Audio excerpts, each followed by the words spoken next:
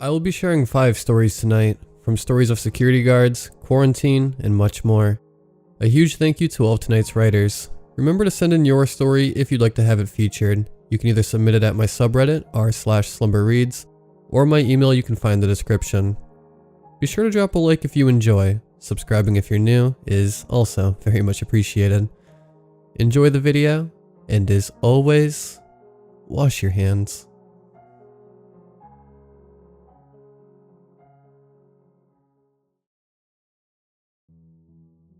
When I was a young man, I asked my grandfather what the scariest thing he ever saw was. My grandfather was in his 90s at the time, nearing death. I expected him to tell me some old war story I had already heard a million times, but instead, he stuffed his pipe, reclined and said, "Well, son, if you're willing to listen, I'll tell you." I sat down, a bit surprised. My grandfather was always a quiet man, and the only time he ever really talked was about war, bills, or art, and normally with my parents. He lit his pipe, and a rank smell filled the room as the sativa burned. I started my iPhone's camera. Exhaling a massive puff of smoke, he began a story. "Well, son, when I was a young boy in Northern California, I was always in the woods, always amongst the trees or climbing up a hill, swimming in a local pond, things a boy could get up to then. I knew those woods like the back of my hand, probably better. You city slickers may not know this, but you know what you ought to do when there's a weird noise in the forest at night? You ignore it, and go back to bed like a reasonable person. As well as I knew those forests, I was never to be out past sunset. I followed the rule the same way my mama followed Jesus. When I reached 17, I moved out to the city though, San Francisco, picked up a city slicker lifestyle, a city slicker girlfriend, and a city slicker job.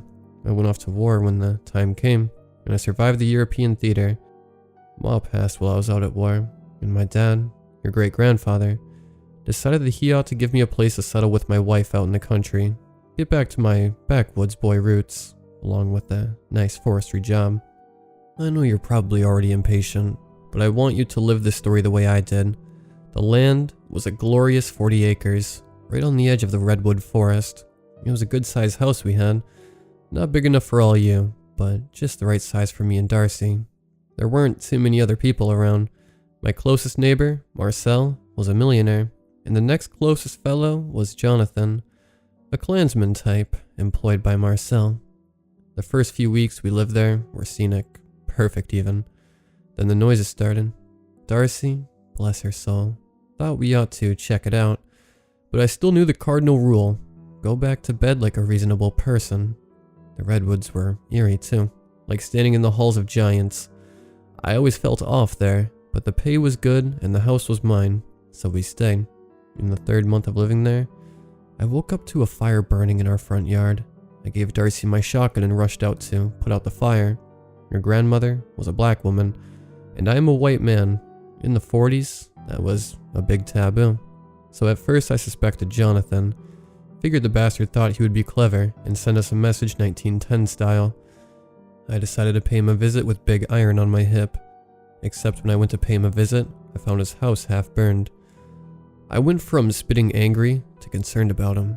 I knocked and knocked, but he didn't answer. I kicked down the door, and inside looked barren. There was this static noise. It was truly soul-tearing. I fell to my knees, and then it passed. Groaning, I got up and made my way through the back of the house, trying to ignore the awful smells it had. Jonathan was dangling for at least 2 weeks by the time I found him hanging. I came back with the police sometime later. The police out there weren't too concerned about any of it, just got the body out of there and left. Said it was pure circumstance there were 2 fires. Same, it was pure circumstance I found that body.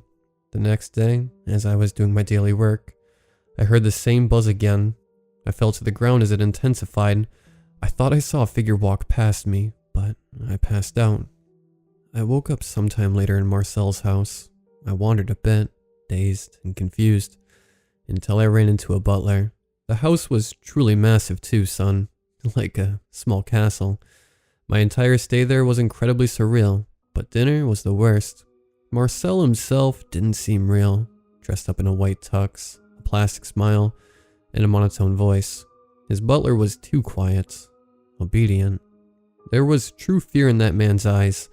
His maid seemed a bit too meek. She spoke, but the same way Marcel eyed her made me uncomfortable. I still had my gun, and my hand never left my hip once. Marcel looked at me like I was dinner, not the disturbingly bland meal in front of us. I left as soon as dinner was over and began looking for a different place to live. I bought a Thompson at that time. I was so paranoid. I still own that gun. Kept it in the kitchen. A week after meeting Marcel in person, I heard that damn buzzing again in the middle of the night. I was so paranoid I broke that rule. I grabbed my Winchester from the bedside, worked the lever action, and went outside. I heard rustling in the shrubbery nearby, and unloaded all 8 rounds into those bushes. I heard a man cry out, and I ran and grabbed my revolver. It might seem odd to you, boy, but I was strapped down with guns after everything. Every room had at least one. Anyway, I went outside, revolver raised because I wasn't going to be bothered to reload, and I found that butler in the bushes. He was begging and pleading for me to just shoot him. I was downright confused. Then the maid came out of the woodwork. I couldn't tell you word for word what they said, but the gist of it was Marcel was some sort of sadist, good at holding folks hostage and tormenting them, and he drove old Jonathan to killing himself. It still seemed like they were holding something back, so I told them to take it to the police. I drove them to the station myself.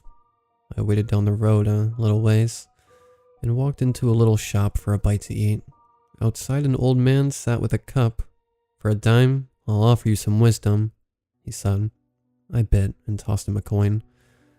I can remember that geezer's speech like it was just told to me. "Fear thy neighbor, friend. He's not natural. And beware the buzzing." After hearing a description of my situation, I decided to go check on my home invaders. They never even walked into the station. I drove home truly fearful, and was beyond relieved when everything was okay, and my wife was sleeping.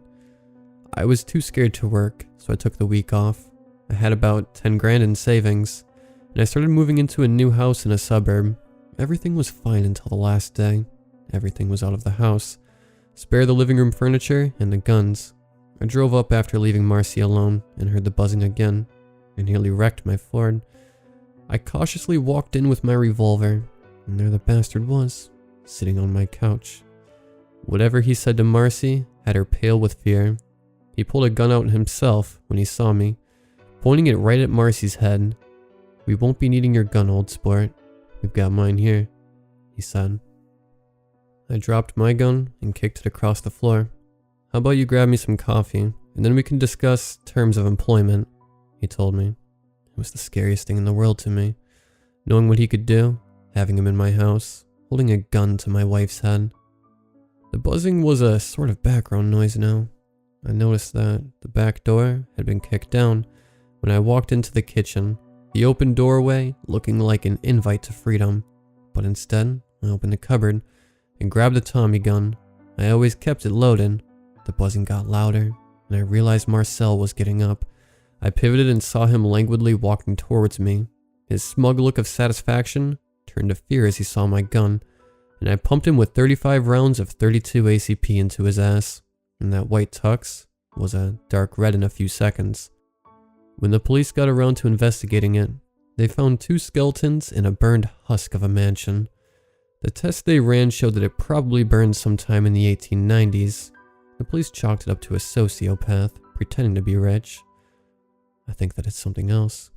He was quiet for a time, until I asked, "What do you think it was, Grandpa?" He took a long drag and replied, "I don't know, but the older I get, the more often I hear that buzzing." "Are you scared, Grandpa?" I asked him. He took another drag and replied, "No, I killed the bastard once, and I'll do it again." I asked a third and final question. "Do you really think the buzzing is Marcel?" He stared at the wall for some time before chuckling and saying, "No, it must just be pure coincidence. Now go run along and play now." The recording ends there. My grandpa passed in 2011. Turns out he still owned that property, and my dad inherited it. We're taking a trip out there soon, but I digress. I found my old phone cleaning out my room and getting ready to move out. The story remains as scary as it was to younger me, but it has a new layer of fear. because when I watched the recording, I noticed something. Throughout the entire video, there is a tall, transparent man wearing a tattered white tux and a plastic smile that doesn't hide his hate, standing behind my grandpa, as if waiting.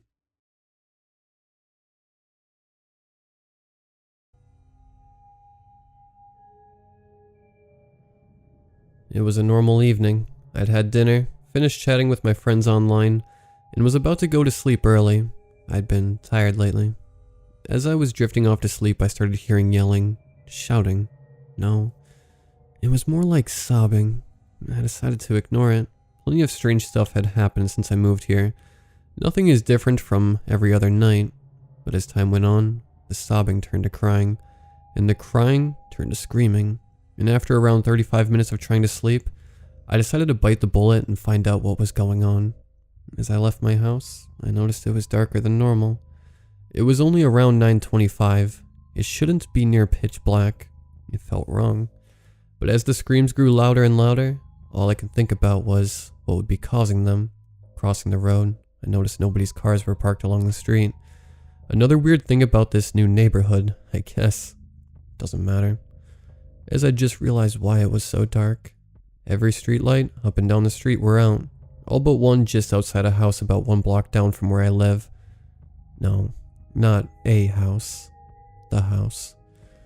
The one where the screaming was coming from. As I approached the building, the screams got progressively louder. It was horrifying. I'd never heard anything like it. It was louder than a jet engine. Yet somehow, everyone up and down the street were silent and undisturbed. I walked up the path and knocked on the door. And the second my knuckles came in contact with the hard, cold wood, the scream stopped. I looked around, nervous, and noticed the streetlight blinking out. Everything went black, and I was stuck in the void of darkness for a few seconds. It was only then I heard faint breathing coming from right behind the door. As quickly as it disappeared, the darkness split like the burning horizon. My phone's flashlight was bright enough for me to see, at least. I stood waiting, and suddenly, I heard the creak of the doorknob. I stepped back, unsure what to expect. This could be anything. A demon, a murderer, someone so far lost to the clutch of insanity that all the streetlights were to be turned off. I didn't know. But when the door finally opened, there was nothing. Nothing there. No person, no being, no floor, no walls, and no entrance. The door was just there. And then there was a void, an abyss of darkness, seemingly willing me to fall into its grasp. What was it? How did it exist? So many questions poured through my head as I took 2 shaky steps towards it, and then I noticed a large, spider-like mass was crawling out above me, constantly changing form and morphing into something different, yet having the same shape of a spider or a mantis or some other insect that creeped in such a way that it sent tingles down my spine. It screeched, it sobbed. It felt like the very embodiment of despair was staring me down from the side of the house. I felt a sudden buzz in my legs. I had to run. This thing was dangerous. I don't know how I knew. I don't know what made me move, but the second I did, it jumped at me. Started chasing at incredible speeds. Yet just being me, I ran to the house next door and noticed a sign on their door. Come back tomorrow, avoiding the night's wrath. What was that? Is that what was chasing me? Is that why everyone's cars were missing? Why didn't anyone tell me about this? It didn't matter anyway, because I couldn't answer those questions on my own, and this thing would catch me if I tried. I had to escape, but suddenly, screams echoed from the darkness in front of me. I stopped just in time before I ran into another being. But it wasn't another, it was the same one. It had somehow manifested in front of me, so wherever I went, it would always catch me. I couldn't escape it. All hope was lost. No, this is what it wanted me to think. It willed for me to join it in the infinite level of pain, horror, and darkness. I didn't want that. I had dreams. I was young. I still had my whole life ahead of me. I ran to my house. I had to be safe there, right? As I ran past my motion sensor lights, I saw the creature shrivel back and hiss at the light before continuing its advance. They hate light, of course. They're the wrath of the night. They have to have a weakness. Turn on all the lights, I said quickly into my phone. I never used that feature, but I was happy to have it now. I have my own personal safe haven here. For now, I was home, safe. I breathed a sigh of relief and walked to the kitchen. I was thirsty, but as I opened the cupboard to get a cup, I heard sobs coming from inside. Damn, there isn't any lights in there. It can take form. I reluctantly opened the cupboard to find the monster sitting in there, sobbing away. What could I do about this? I can't make it leave. Not without light. That's it. A flashlight. I can have a portable weapon against these things, against the darkness. Of course, that would be helpful if it wasn't all a hallucination. I feel bad for my new neighbors, having to ignore my insane cries for help every night, but eventually, I will show them the truth. The corruption is here, and it will spread to them too.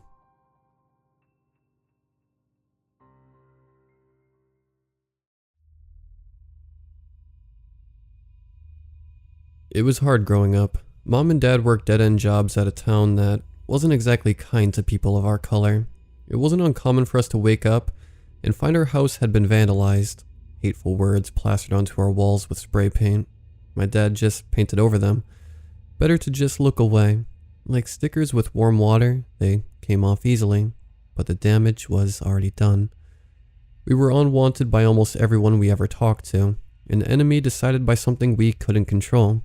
It would have been easy to become bitter, hate the world for the hand it dealt you, but that's not what Grandma did. We were living in a hell of our own. The house fell apart around us.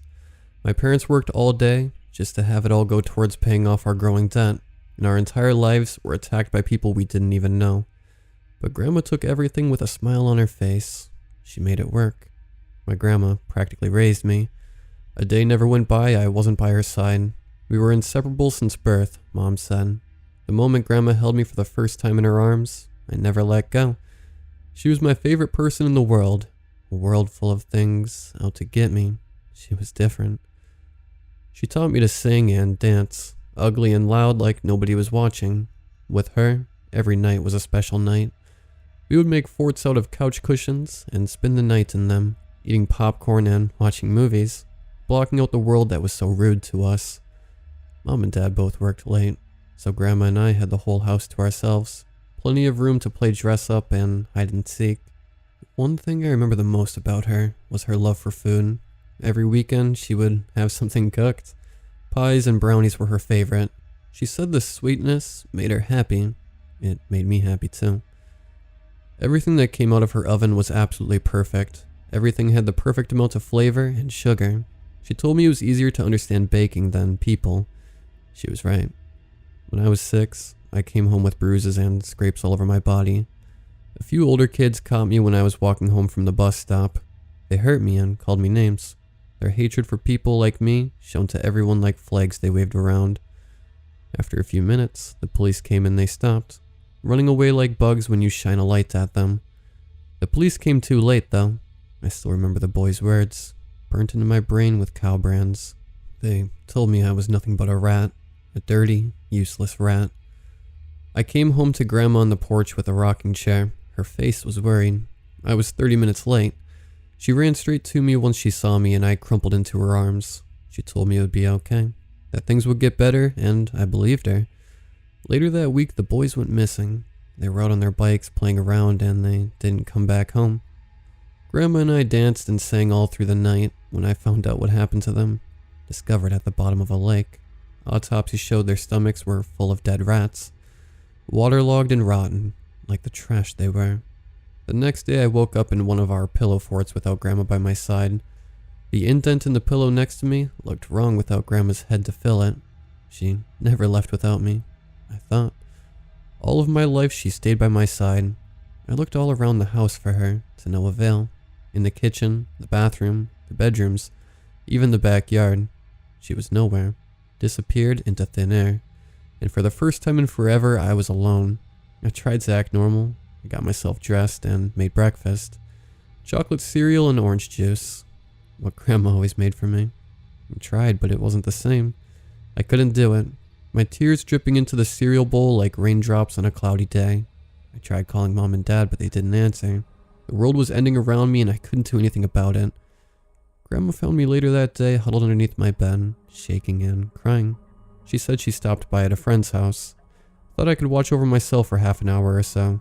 She didn't leave me alone again until she went to the hospital for cancer treatment. It was in her pancreas, they said. Some abstract organ my 6-year-old brain couldn't imagine. All I knew was that it was killing my grandma, faster than I could keep up with. I went from never leaving her side to only seeing her every weekend, each time sicker and smaller than before, a shell of the person she used to be. But despite everything, she still had a smile on her face.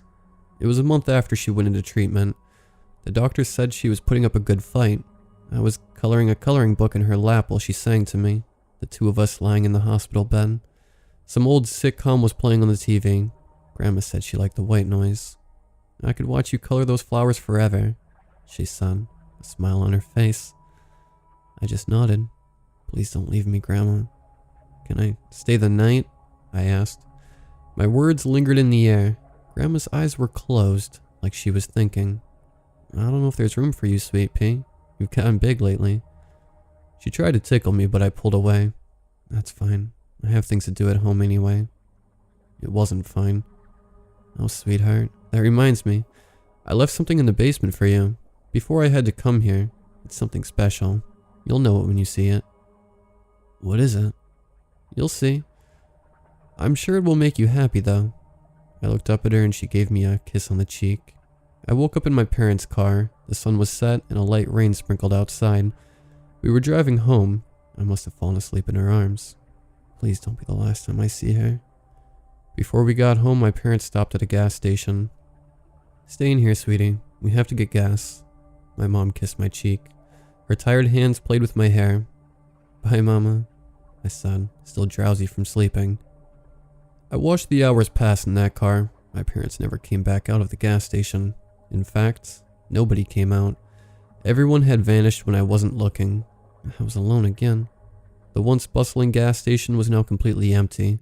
The cars around me were now empty.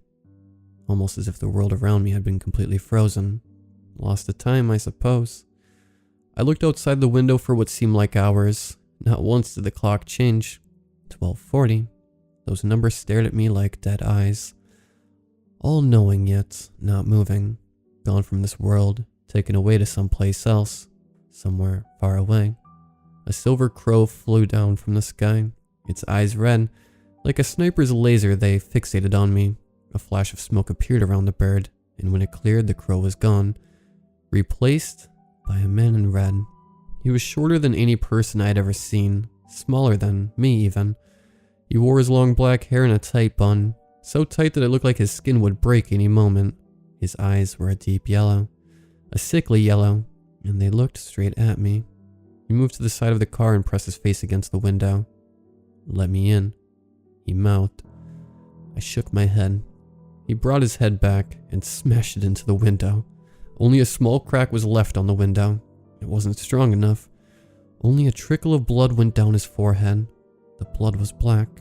He stepped back, pulled out a piece of paper, and used his long nails to scribble a message. You're in danger. Please let me in. I'll help you. He read, pressed against the window. I shook my head again. I heard a crash in the distance and the man got startled and flew away. Something else is out there. I watched the crow man fly into the night. Straight up he went until he was gone and I was alone again. I was left waiting again for my parents, for anyone who could save me from the world I had found myself in. They never came, but the butterflies did. Hundreds of butterflies. All different colors and sizes discovered the car with me in it. Once the last hole of butterflies was filled, I felt the whole car move, and then we were going up to the sky, to a place far, far away. I found the coloring book I was drawing in at the hospital. Grandma had scribbled in a page, a simple drawing of two people, a little and big one, me and her. Grandma loves you, written in purple marker. I looked at the next page. A man with yellow eyes and black hair was plastered onto it. I closed the book, put it away and hid it somewhere I wouldn't find it again. Best to leave it for another time. I felt the car move again. I blinked and the butterflies were gone. Lost in the wind. It was day and the sky was clear. The butterflies had dropped me off at my house, right in front of the door that led to the basement.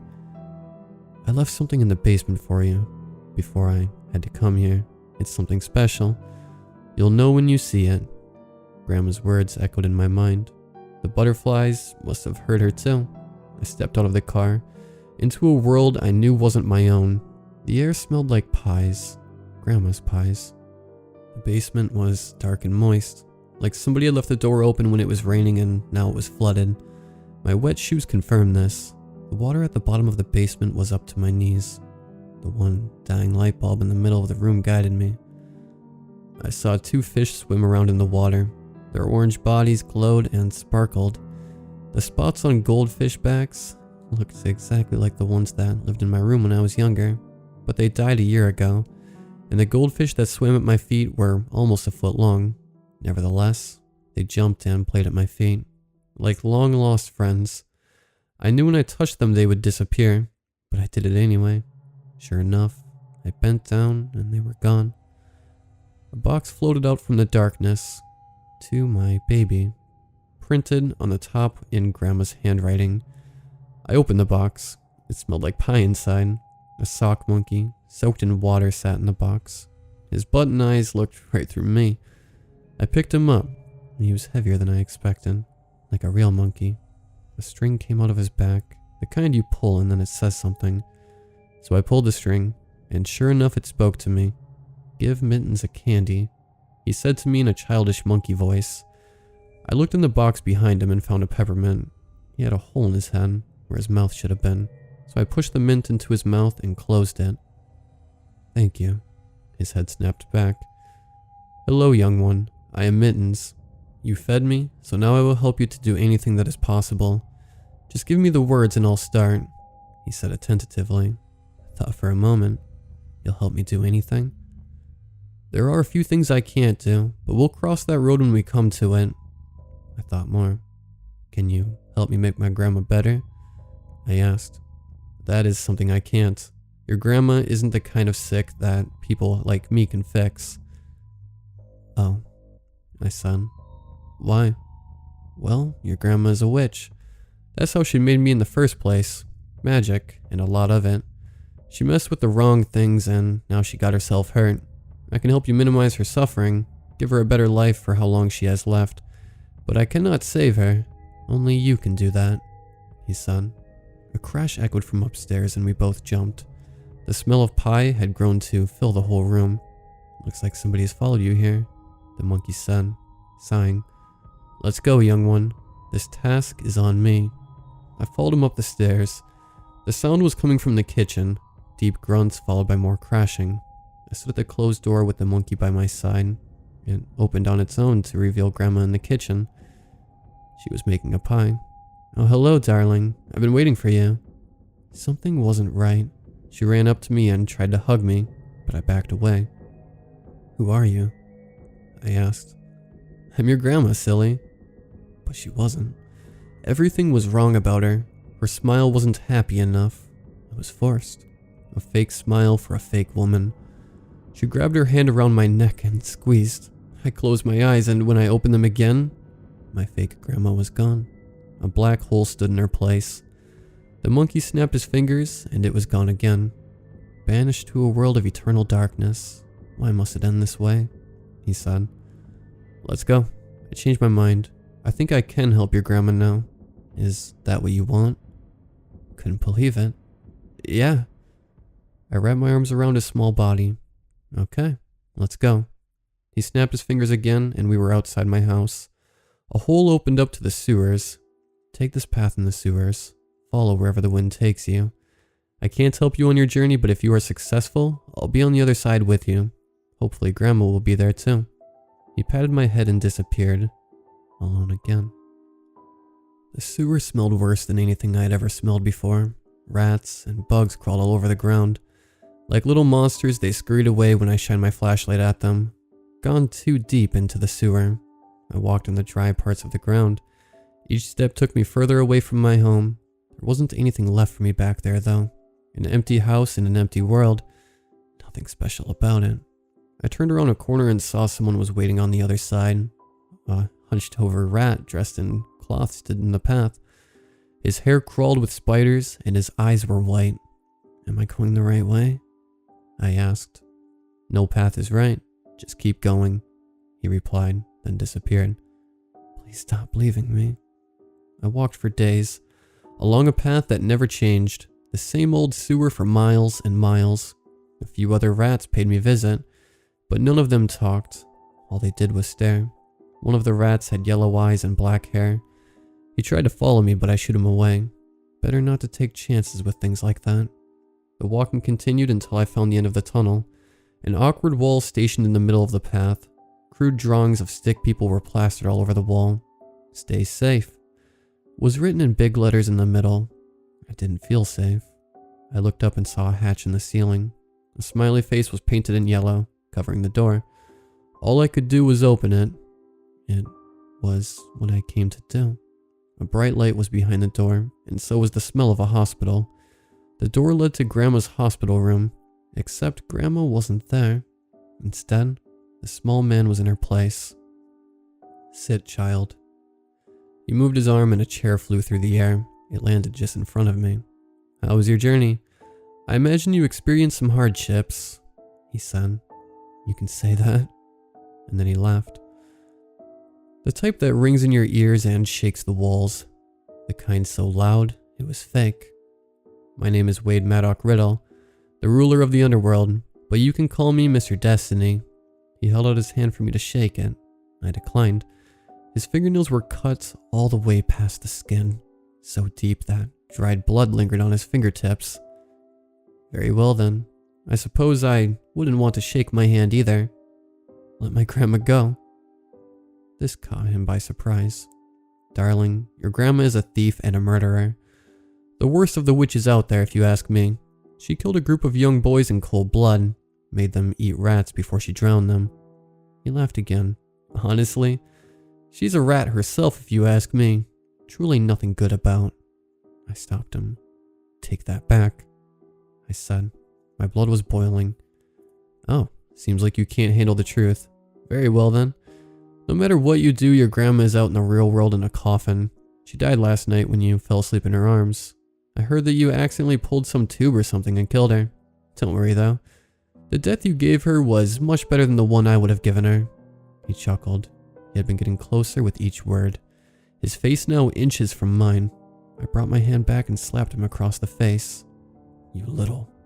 And then he was choking, violently and long. Like a wild animal, he flopped all around the room, his choking growing louder and louder until I thought he was going to explode. Then just as I saw his body rip at the seams, his mind tore to pieces. The sock monkey tore a hole through the man's neck and dug his small body out. The man collapsed onto the floor and melted into a red goo. The last thing he did was look up at me with those rotten yellow eyes, and then they closed. His body soaked through the floor until it was gone. He was going to kill you, Mittens said. He was a vampire, one of the most deadly of his kind. Had a knack for killing kids too.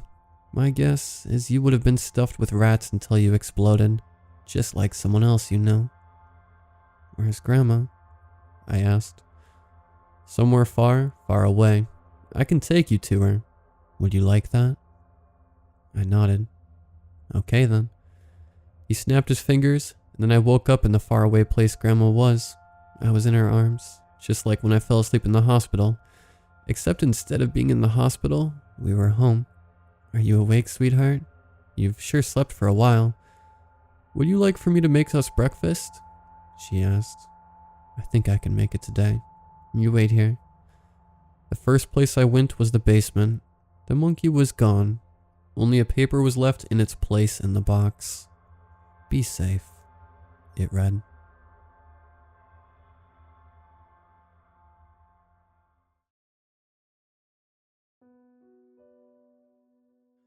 To be clear, I wasn't a part of this story. I'm also doing this on my phone, so bear with me. But after the experiences I had there, there's no doubt in my mind that this happened. I was in college and spent most of my days at school and studying. But I needed a job to keep paying for my tuition, and since I'm a decent sized guy, I thought a security job would be easy money. When I got my schedule, I didn't expect to work the night shift. That night I wasn't expecting to be working with my boss. When I say this, I mean the head of security, who I'll just call Chief for the remainder of the story. It was honestly a pleasant experience because he's not a bad guy. He's funny and quite frankly made me feel a bit safer. We exchanged names and other normal greetings. Seeing as how I had only seen him around once before, the owner of the park left us a note telling us to make sure one of the rides was fully shut down and to make sure no one is hiding out in the tunnels, which was an area that was meant to have actors scare you during Halloween. It was normally being reopened near the time of the story. Enough background, let's get to it. Chief looked at me and asked if I wanted to hear a story about the tunnels from his rookie days. Of course, me being the curious guy I am, I said sure. It was a normal night. He had only worked there for about a month. Seeing as how it was near the end of September, the tunnels were being prepped to open. His job was to make sure no one was there and messing with it. His partner of crime that night was off checking another area. Chief flashed his flashlight around to make sure stuff was where it was supposed to be. That's when he noticed it. He described it as Gollum from Lord of the Rings, but bigger. It had scruffy, black hair and eyes as red as a blood moon. Chief was frozen in fear, but the beast didn't move. Chief got back his senses and started to back away, and the creature continued to just stare. Seeing as how Chief is still alive to this day, you can assume he got away. But what brought this to be terrifying was the high-pitched screech it made as Chief was running for his life. He described it as nails on a chalkboard. He looked back once to see it hadn't moved, but it was snarling with foam dripping from his maw and large yellow teeth. He swore he saw it standing on top of the Ferris wheel, looking down at him as he finished his shift. I never saw the creature, but I saw some other really weird things in my months on the job. For reference, I quit due to problems at home and schoolwork. Also, for many reasons, I'm not going to disclose the name of the park or the name of the actual scary attraction. The tunnels was simply a nickname we used. Please respect this. I don't want the park shut down, despite these things that happened in the park.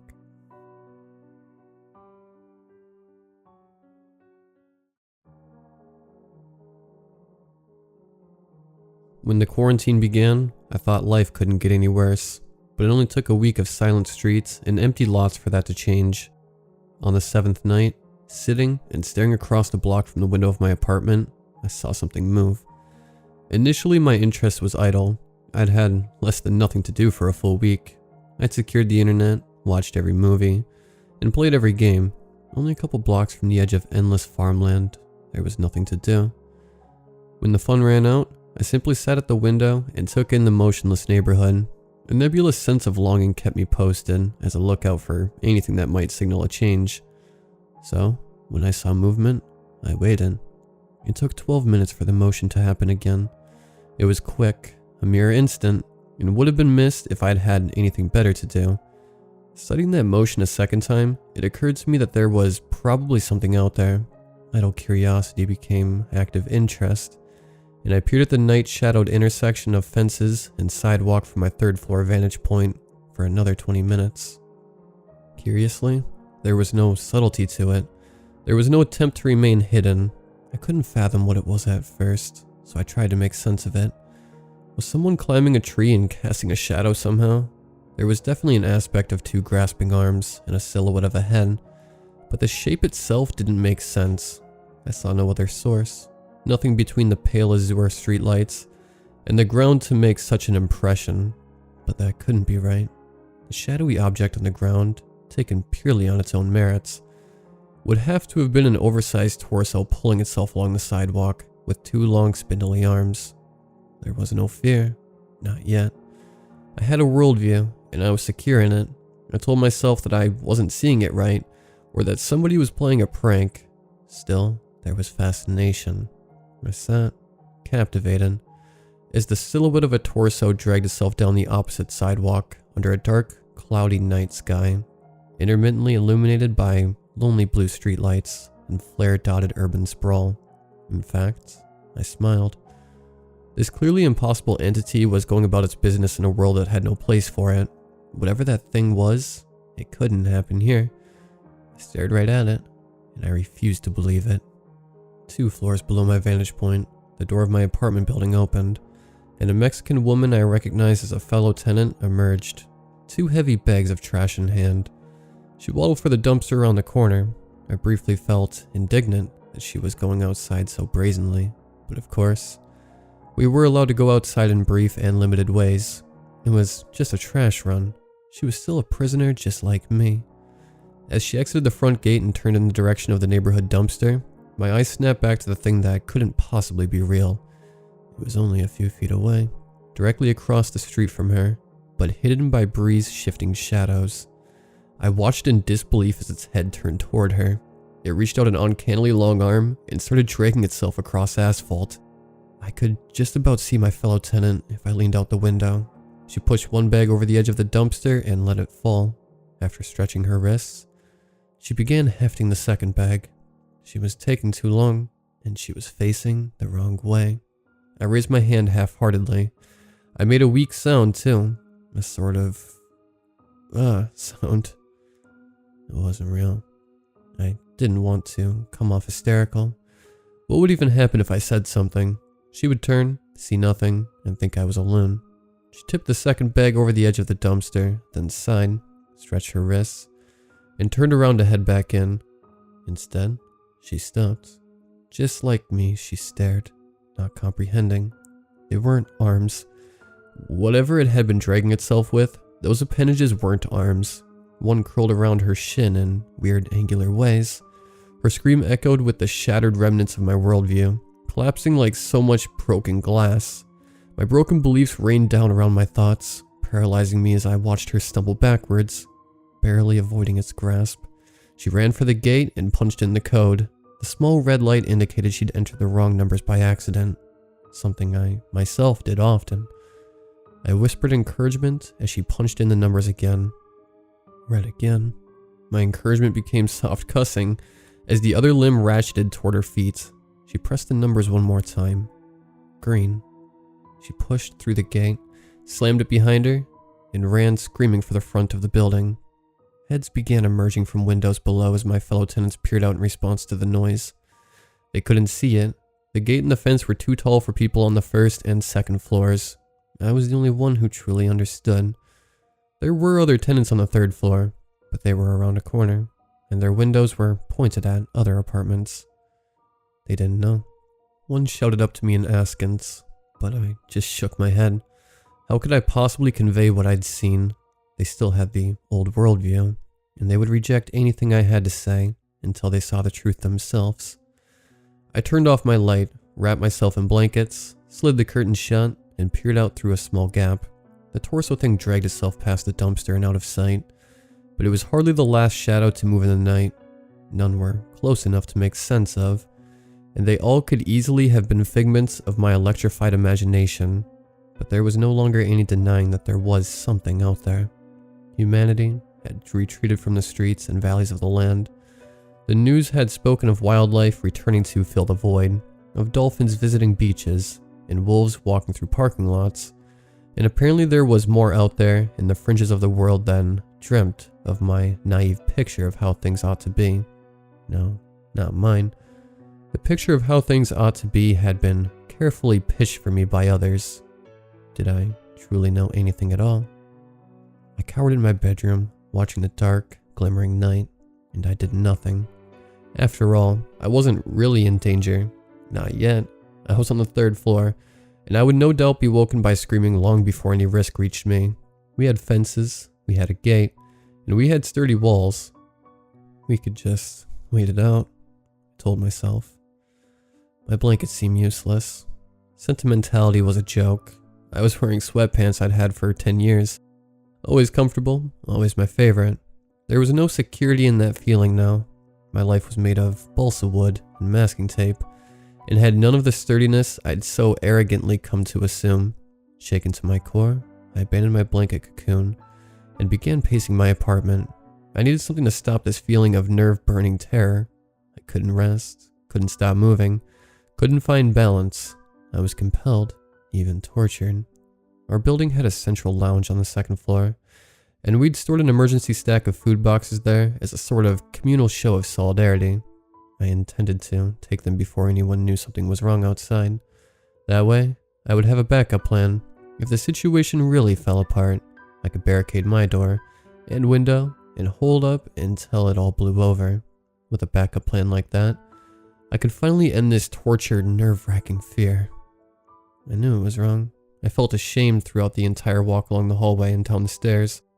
I hoped nobody would see me, because I couldn't bear to go through with it if they did. Relief and disappointment met me at the entrance of the lounge. There were a dozen people arguing, all standing with their roommates and family members at various separate entrances. Nobody dared get close to one another because of the quarantine, so they instead talked loudly at a distance. At one entrance to my left, the Mexican woman was sobbing and explained in rapid Spanish. Across the lounge, at one of the narrower doors, a man I'd seen take mail from the apartment 2A box was listening intently while carrying his young son. 2A reported, "Some kind of wild animal. First it was a monster, now it's a wild animal." A mother with her 3 children at the far exit complained. "So all this yelling was just about some animal?" The Mexican woman saw me, opened her eyes wide, pointed, and let loose a string of excited words. 2A looked my way. She says 3A saw her get attacked. Oh God, she noticed me watching. What else could I say? All eyes were on me as I stammered. "There was nothing. It was just a stray cat." A choir of sighs erupted, and a college student in a far corner threw up his hands. "Screw this. I'm going back to bed." The others shook their heads and began to turn back down their respective hallways. The Mexican woman stared at me with confusion and anger, exclaiming "Un gato, un gato," before leaving in disgust. When they were gone, I slunk further in, heart pounding for many reasons. I opened the cabinets of the lounge kitchen, scooped up the boxes of food in my arms, and darted back upstairs with them. What exactly does it mean to be a bad person? I considered that question as I slid my couch against my front door and tilted my mattress across my window, save for a small gap through which I could watch the world. Secure in my makeshift bunker, stocked with food and surrounded by people who would be affected first and scream if anything happened, I was finally able to sleep. When I awoke in the morning, it was to more shouting, this time outside. Pulling my curtain open, I felt the previous night's terror returning as I watched 2A run back and forth in the narrow leafy paths surrounding the neighboring one-story homes that were not part of our building.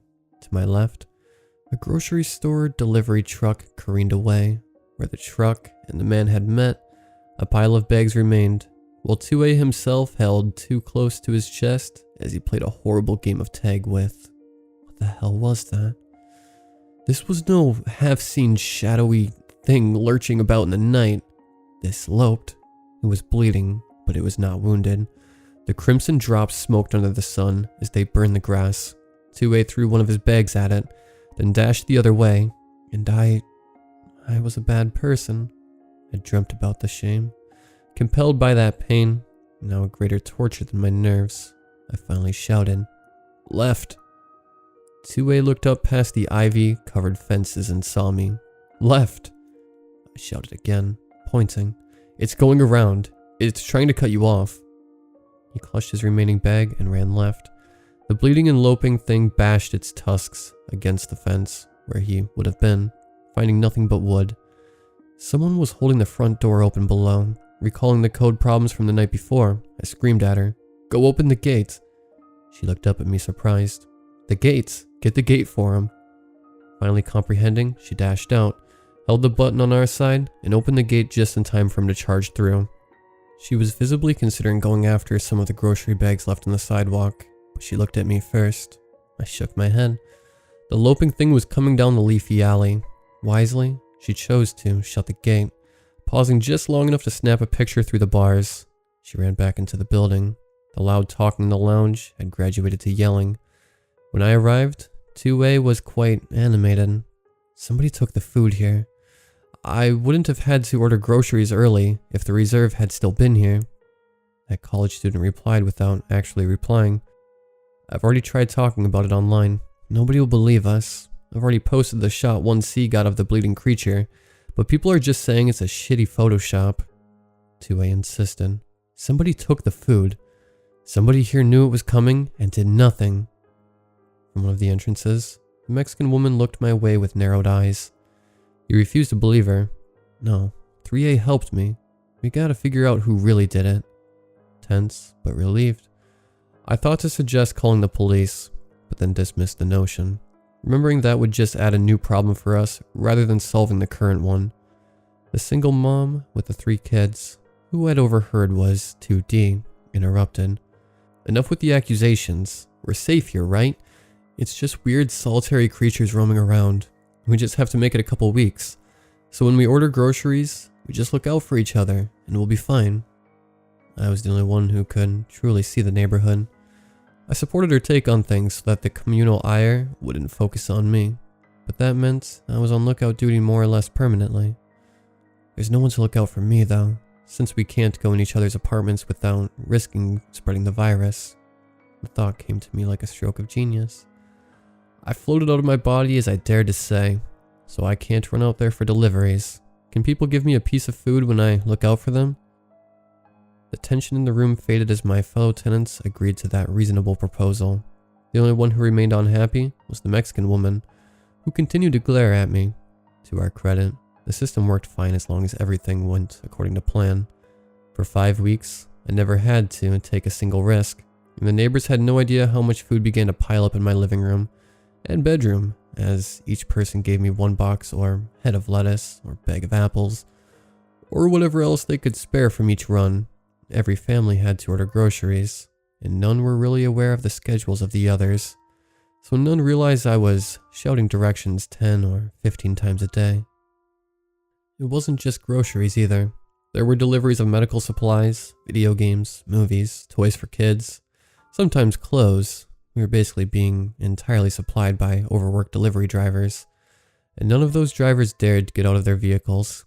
Like us, they knew awful creatures were roaming the empty streets, and like us, there was nothing they could do about it but endure. My hoarded piles of stuff began to accumulate to the point that I wondered how I could continue hiding it from the others. My living space was filling up. If one of them caught so much as a glimpse inside my apartment, I knew something terrible would happen. I still had nightmares of guilt about what I was doing, but what choice did I have? I didn't want to go out there. I didn't want to risk death. There was nobody to look out for me. At a full 6 weeks into the quarantine, I was sitting alone in my crammed apartment, still wrapped up in blankets, still peering out through a small gap when the wrench in the works appeared. I'd seen all manner of horrors wandering the streets, from bleeding loping things, to ratchet crawler torsos, to snake-like wolves. But this was far worse. The destroyer came in the form of a knock on my door. Immediately mortified, I carefully wended my way toward the front of my apartment, taking care to not stumble on any boxes. I called through the closed wooden door. Hello? Hi, it's 2D. The single mom with the 3 kids? I swallowed down apprehension. Yeah? We're kind of out of money. We can't order things anymore. I'm going around asking if anybody has anything to spare. My tongue felt thick in my mouth as I lied. Sorry, all out. I can't order things myself either. Right, she replied through the door, sounding disappointed. Sorry to bother you. She left, but I didn't move for a full hour. I just stood staring at the stacked boxes of stuff I'd acquired. My hoarded wealth was the only thing keeping me from panicking, and the only thing that allowed me to sleep at night, but I was also racked by fitful dreams. Later that night, when everyone was asleep, I crept downstairs and left a large box chock full of food in front of 2D's door. With a big smile on my face, I returned to my apartment and lay down for the first night of good sleep I'd had in 2 months. Problem solved. Except 4 days later, the family in 1E ran out of money and began going around asking for donations. And then a week after that, the old man in 3B, my direct neighbor around the corner of the building, ran out of money and began going around asking for donations. The community meeting in the lounge was quiet this time, rather than loud. We stood in separate corners and exits, still far from one another. The dad from 1E said sadly, "We're going to die in here if we don't do something." "Where's the government?" 3B asked. "And where's the police?" "They've got 1,000 other buildings to worry about, old man," retorted the college student whose apartment number I still didn't know. "They're not coming. They said the quarantine was only supposed to be 2 weeks, but we're still in lockdown going on in month 3. 3B quivered as he spoke. But they'll get us money, right? Food? 2D couldn't look any of us in the eye. I saw my husband. She sobbed twice, then added, He's been dead for over a year. He asked me to let him in. When I told him I couldn't do that because he was an abusive asshole, he turned around. It was a rotting thing made of beetles that had dug him up, and it was wearing his face. She began to openly cry. It laughed at me. It didn't even really want in. It just wanted to torment me. Aghast, the college student breathed. What the hell? What's happening to the world? We all knew it was getting worse out there, as the number of delivery drivers coming our way had declined. The empty spaces between pockets of mankind had only deepened. From the chatter on the internet, the cities were fine, and so were most towns. But we were on the fringes quite near open farmland, and civilization proper had no idea what was creeping its way back in. I don't know who said it, but we were all thinking it. We're gonna have to get out of there, kill those things, maybe even eat them, just like hunting. Only the animals can fight back. A wave of nausea hit me as I thought about eating the exposed bleeding flesh of that loping thing, or the scaly meat of that snake-like wolf, but then I realized I wouldn't have to eat it. I had my own stockpile. 2A pointed my way. Lookout duty's upgraded to coordinating a hunt. You're in charge. You game? To that, I nodded slowly. They crafted what makeshift weapons they could, mainly branches whittled to points, stolen from trees right outside the building, and we waited. I sat on my window and watched the neighborhood. In the daylight, more animalistic creatures often wandered, but we had to wait for ones that we might possibly take down. That day, only the more dangerous ones happened by. A real brown bear that looked afflicted by some sort of horrific parasite, wrapped around the top of its head, and a leathery bird with one snapped wing that kept scraping the ground with 2-foot-long teeth at the end of its beak. I decided neither were good targets. At night, the shadowed and dead things walked. I saw 2D's beetle rotter, but it was wandering in another direction. 2 hours later, the dragging ratchet crawler began clanging its limbs against our dumpster, as if reliving that first attack, but then it moved on without incident. It was followed soon after by a blob of what looked like corpses melded together into a mass I could smell even at my height. I closed the window before gagging too much. In the morning, though, I saw the bleeding loper clacking its way down our sidewalk. It was sort of like a boar, so I slid my stick down and tapped 2A's window directly below mine. That was the signal. In less than 2 minutes, a dozen of my neighbors emerged from the front of the building and lined up behind the gate. I eyed the beast until it began snuffing at something in the leafy alleys. And then I made a fist. 2A opened the gate and led the charge. There was no sense in being quiet anymore, so I began shouting orders. Cut off the alleys. It's seen you. It's preparing to charge. My neighbors were no more skilled at this than I, so it took nearly 20 minutes, but I finally managed to direct them into cornering it. They stabbed it repeatedly, spraying smoking blood this way and that, felling it only after destroying an unidentifiable organ in its lower abdomen. It was our first moment of hope in nearly 3 months. They dragged it inside, up the stairs, and into the second-floor lounge. On a tiled section of the kitchen area, the 2 men that knew about meat went about the disgusting work of carving and cooking it. I had to admit, it certainly smelled like meat, though I did not want to eat it. Nevertheless, 2A handed me the biggest cooked chunk. For me? Why? His answer was simple. 'Cause you're in charge, and you did good for us. My neighbors gathered around the meat, abandoning the policy of separation that had kept us apart for so long. None of us had left the building in 3 months, and it was entirely possible the virus had never even been among us. Now, they began hugging and clapping shoulders, and tearing into chunks of unfamiliar meat with their teeth. I watched this, holding the largest piece. I was in charge. Why was I in charge? Happenstance.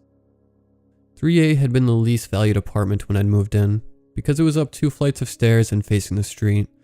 By virtue of where I'd been when this all began, I'd somehow ended up in charge, and with a huge hoard. It had just been random luck, and sure, a little self-serving shittiness, but I was over that shame now. Because I was in charge, I provided a valuable service, and that meant I was justified in being where I was and having what I had. These people couldn't get by without me. There was still one threat to my safety remaining, however. She glared at me as I sat holding the largest chunk. Pulling 2A aside, I whispered, "Hey, you got my back, right?" "Of course, boss," he replied quietly. "What is it?" "I thought I heard that lady. What would sound plausible? I saw her conspiring with the beetle thing last night, talking to it from her window. I think we need to kick her out of the building, or she's going to let it in." He glanced over surreptitiously. "The Mexican lass?" He paused. "What apartment is she in?" I didn't know either. "Not sure. But you saw her from her window?" He whispered, eyes on me. Shit. I had no time to think of another plausible lie. Yeah, I did. The jig was up. He knew I was bullshitting. He'd clearly connected the dots on my flat-out lie. I prepared for the worst. To be kicked out, to have my hoard stolen, to possibly being jabbed myself by one of our spears. Instead, he thought for a long moment, and then said, "We'll take care of it, boss." He moved away then, to discuss in hushed tones with some of the other men. Strange. Maybe. I didn't eat that unfamiliar meat. I dropped it, and headed upstairs to eat something more familiar in the safety of my apartment. The view from my window was the same, but somehow felt a little higher and a little darker. There would be no more guilty nightmares. I was safe. I was secure, in charge, and had everything I needed. And that was all that mattered.